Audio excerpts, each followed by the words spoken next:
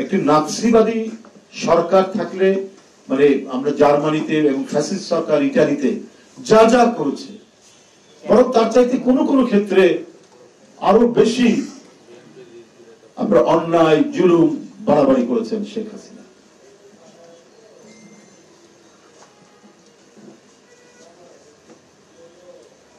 আওয়ামী লীগ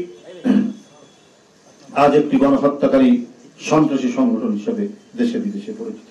তারা মানুষের মৌলিক অধিকার কেড়ে নিয়ে বাংলাদেশের সার্বভৌমত্ব বিসর্জন দিয়েছে এবং 12 কোটি ভোটারের ভোটাধিকার হরণ করেছে। গুম, খুন, হামলা, মামলা, মানবাধিকার লঙ্ঘন ও বাক স্বাধীনতা হরণ করে গণশত্রু এই দলটি জনবিচ্ছিন্ন ও গণবিদ্বেষী অপশক্তিতে পরিণত হয়েছে। তাদের বৃহত্তম রাজনৈতিক দল হিসেবে পরিচয় দেওয়া গণতন্ত্রকামী মানুষের আকাঙ্ক্ষার পরিপন্থী এবং 2000 ছাত্র জনতার আত্মত্যাগ, 2 সহস্রাধিক আহত ও পঙ্গুত্বের মাধ্যমে পাওয়া নতুন বাংলাদেশের সাথে বিশ্বাসঘাতকতার সামিল।